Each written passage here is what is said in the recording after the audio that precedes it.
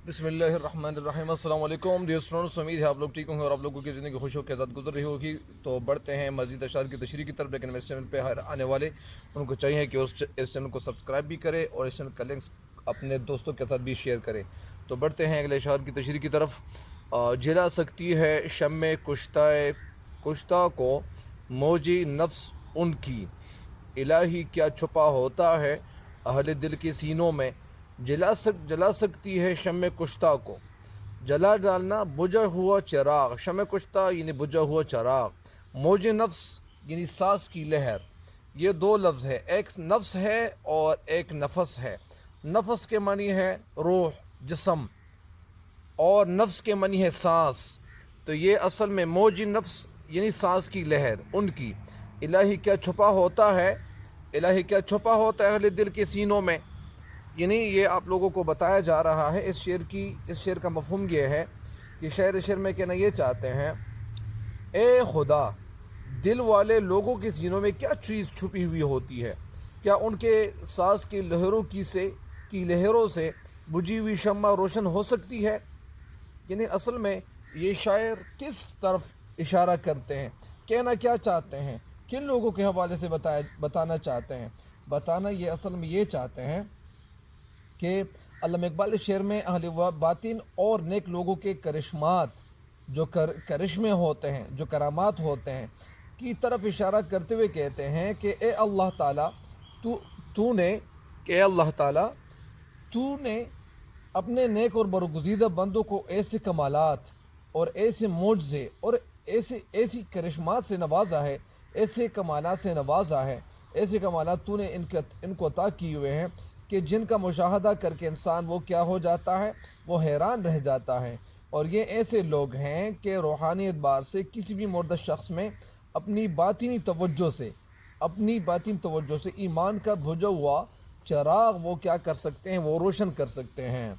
ये चाहे तो महीनों का फासला सेकंडों में तय करे और चाहे तो आसमानों की सैर वो चंद लम्हात में करे। यकीनन आशिकाने खुदा और बासफ़ा लोग जितने भी होते हैं वो इस जहान में उनके लिए कोई काम भी नामुमकिन नहीं होता। मतलब इसका क्या है, इस शेर में हमें बताना क्या चाहते हैं। यानी शम्मा कुश्ता असल में बुझी हुई शम्मा को कहा जाता है। यूँ तो एक तरीक़ा है ज़िंदगी गुजारने का कि शम्मा जल रही हो, अगर उसे फूंक मार दी जाए तो शम्मा बुझ जाती है। शम्मा क्या हो जाती है, बुझ जाती है। लेकिन कुछ लोग अल्लाह वाले लोग, ऐसे नेक लोग, ऐसी करामात भी दिखा जाते हैं कि वो बुझी हुई शम्मा को फूंक मारते हैं तो वो रोशन हो जाती है। यदि मतलब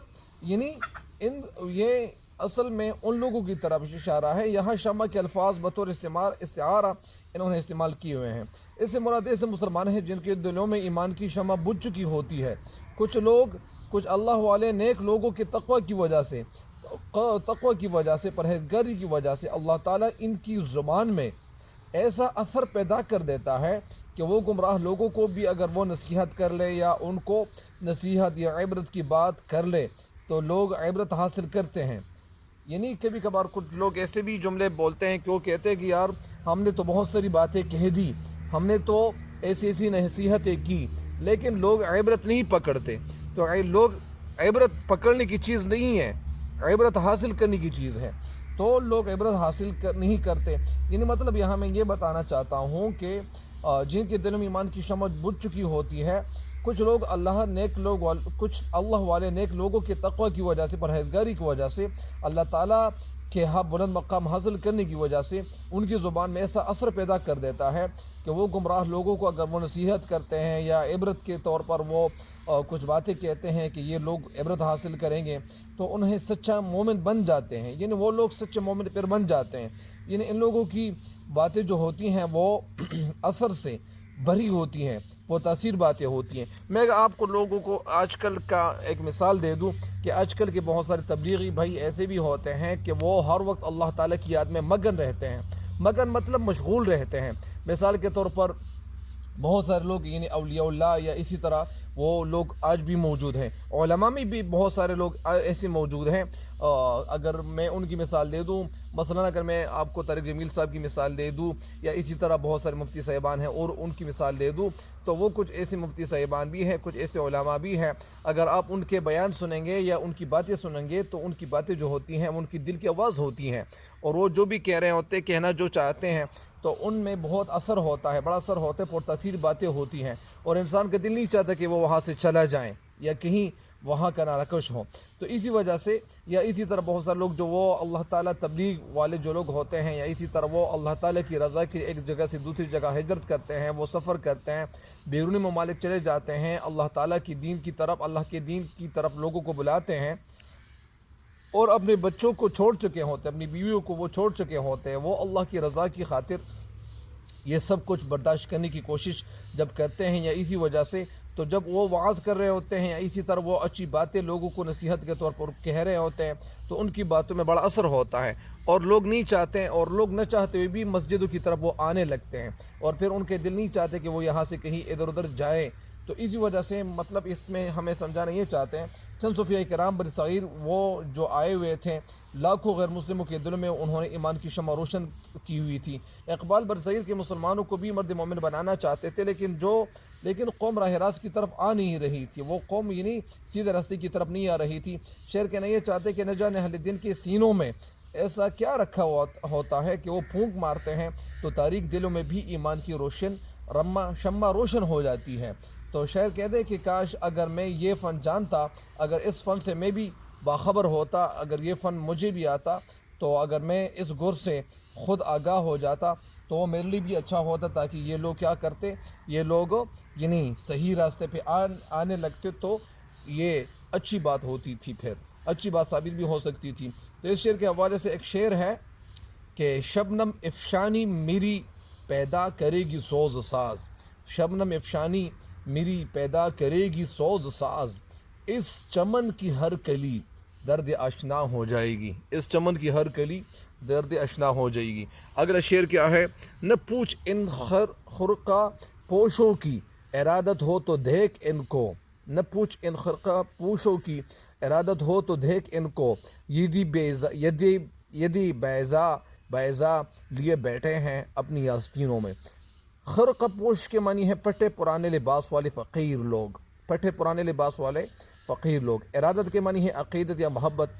یا الفت، تو دیکھ ان کو۔ یدی بیضا کے معنی ہے روشن ہاتھ، ید بیضا، ید کے معنی ہے ہاتھ، بیضا کے معنی ہے روشن، یعنی موسیٰ علیہ السلام کی معجزے کی طرف اشارہ ہے۔ بیٹھے ہیں اپنی آستینوں میں، آستین کو آستین کہتے ہیں۔ تو اسی وجہ سے یہ اس شعر میں اصل میں صنعتی تلمیح استعمال ہو گئی ہے۔ صنعتی تلمیح یہ ایسا شعر ہوتا ہے جس میں کسی تاریخی واقعہ یا کسی شخصیت کے حوالے سے، یا کسی صحابی رضی اللہ عنہ کی طرف سے، یا کوئی پیغمبر کا واقعہ یہاں بیان کرتے ہیں، تو اس واقعے کو، تاریخی واقعے کو ہم کیا کہیں گے، ہم اس کو صنعت تلمیح کہیں گے یا تلمیح کہیں گے۔ تو اس شعر کا مفہوم کیا ہے، اس شعر کا مفہوم سب سے پہلے آپ کے سامنے رکھ دوں کہ اس شعر کا مفہوم کیا ہے، پھر تشریح کی طرف چلے جائیں گے۔ اس شعر کا مفہوم یہ ہے، نہ پوچھ، اچھا اس شعر کا مفہوم کیا ہے کہ ان گدڑی یعنی پیون شدہ لباس پہننے والوں کا کیا حال پوچھتا ہے، ان پٹے پرانے لباس پہننے والوں کا کیا حال پوچھتا ہے، اگر تو ان سے عقیدت رکھتا ہے، محبت رکھتا ہے، الفت رکھتا ہے، محبت رکھتا ہے، تو انہیں دل کی آنکھ سے دیکھ، تجھے صاف نظر آئے گا کہ وہ حضرت موسیٰ علیہ السلام کی طرح اپنی آستینوں میں ید بیضا روشن ہاتھ کا معجزہ لیے بیٹھے ہیں۔ مطلب اس کا یہ ہے کہ یہ ان لوگوں کو آپ اتنا کمزور مت سمجھ، اتنا کمتر مت سمجھ، یعنی جس طرح میں اس شعر کی تشریح کی طرف آپ لوگوں کو لیے چلتا ہوں کہ اس شعر کی تشریح کیا ہے، اس شعر میں شاعر ہمیں بتانا کیا چاہتے ہیں۔ اس شعر میں اصل میں اس شعر میں اللہ والے فقیر لوگ کوئی پٹا پرانا کمبل یا اسی طرح وہ اوڑے ہوئے بیٹھے ہوتے ہیں، یا وہ انہوں نے یعنی پٹے پرانے کپڑے پہنے ہوتے ہیں، ظاہر میں وہ کوئی شان نہیں رکھتے، ان کی کوئی شان یعنی وہ ہمیں دکھائی نہیں دیتی، تو ان کی ظاہری درویشی کو ہمیں نہیں دیکھنا چاہیے۔ ان کی محفل میں بیٹھ تجھے محسوس ہوگا کہ جس طرح حضرت موسیٰ علیہ السلام اپنی بغل میں ہاتھ ڈال کر نکالتے تھے یا باہر نکالتے تھے تو ہاتھ سورج کی طرح چمک اٹھتا تھا، یہ ہاتھ یہ حضرت ابو بکر صدیق رضی اللہ تعالیٰ عنہ، حضرت عمر رضی اللہ تعالیٰ عنہ، حضرت علی رضی اللہ تعالیٰ عنہ، حضرت اور باقی صحابہ کرام رضی اللہ تعالیٰ عنہ اجمعین کو، جو اس وقت جو پرانے لوگ یعنی جو حضرت ہمارے پیغمبر صلی اللہ علیہ وسلم کے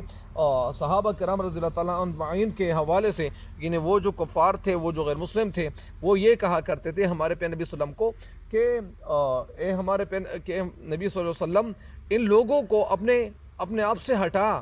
اور ان کی جگہ ہم ایمان قبول کریں گے اور ہم مسلمان ہو جائیں گے۔ تو پھر اللہ تعالیٰ ہمارے پیغمبر نبی صلی اللہ علیہ وسلم کو یعنی وہ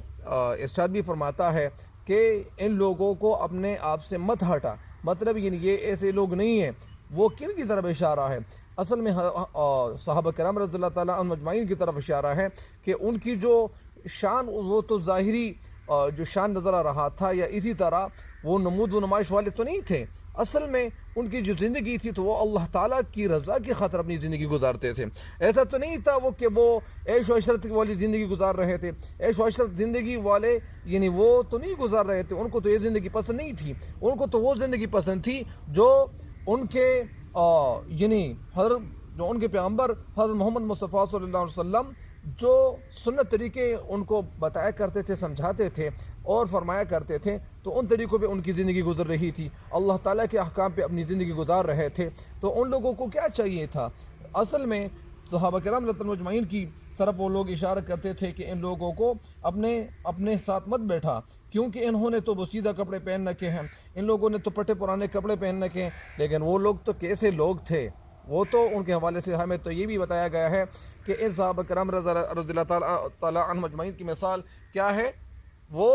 ستاروں جیسی ہے۔ تو اسی وجہ سے آگے بھی بتا رہا ہوں کہ بوسیدہ کپڑے انہوں نے پہنے ہوئے ہوتے ہیں، یا اسی طرح زمین پر وہ سوتے ہیں۔ ان کے گھر میں فقیروں کے گھروں سے بھی زیادہ یعنی وہ کم تر سامان ہوتا تھا، لیکن ان کی جو ظاہری درویشی تھی وہ کتنا بڑا مرتبہ رکھتے تھے اور یہ کرامات دکھا سکتے تھے۔ مطلب اس کا کیا ہے؟ یہ اصل میں سنت تلمیح اس شعر میں استعمال کی گئی ہے، اور یہ بھی ایک تلمیح بھی ہے۔ شاعر کا یہی مفہوم یعنی شاعر نے یہی سمجھایا ہے۔ یعنی اس شعر میں شعر کہنا کیا چاہتے ہیں؟ اس شعر میں کہنا یہ چاہتے ہیں کہ علامہ اقبال اس شعر میں درویش اور بزرگوں کی اہمیت و فضیلت بیان کرتے ہوئے کہتے ہیں کہ ہمیں اس جہاں میں بے شمار لوگ ایسے ملیں گے جو اس سے لباس میں ملبوس ہوتے ہیں، وہ ان کے لباس ایسے ہوتے ہیں جن میں وہ بہت سارے لوگ یعنی ان بہت سارے لوگوں کے لباس میں پیون لگے ہوئے ہوتے ہیں۔ ایسے لوگوں کے بارے میں اگر بعض لوگ کبھی یعنی وہ حیرانی کا اظہار کرتے ہیں، حیرانی کا اظہار کرتے ہیں اور طرح طرح کے سوالات پوچھتے ہیں، علامہ اقبال ان کو جواب دیتے کہ ایسے پیون شدہ اور پھٹے پرانے لباس پہننے والوں کو کمتر مت سمجھنا، ان کو کمتر آنکھوں نہیں سے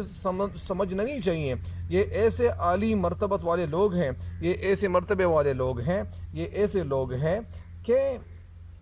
جو نبیوں کی طرح کرامات رکھتے ہیں۔ اگر تمہیں ان سے عقیدت و محبت پیدا ہو جائیں، ان سے محبت پیدا ہو جائے، ان سے الفت پیدا ہو جائے، تو تم اپنی آنکھوں سے نظارہ کر لو گے، تو تم اپنی آنکھوں پہ یقین تب کر لو گے جب تم کچھ دیکھو گے کہ جس طرح حضرت موسیٰ علیہ السلام کو اللہ تعالیٰ نے یہ بیضا کا معجزہ دے رکھا تھا، ان جیسی کرامات ان پٹھے پرانے لباس پہننے والوں کو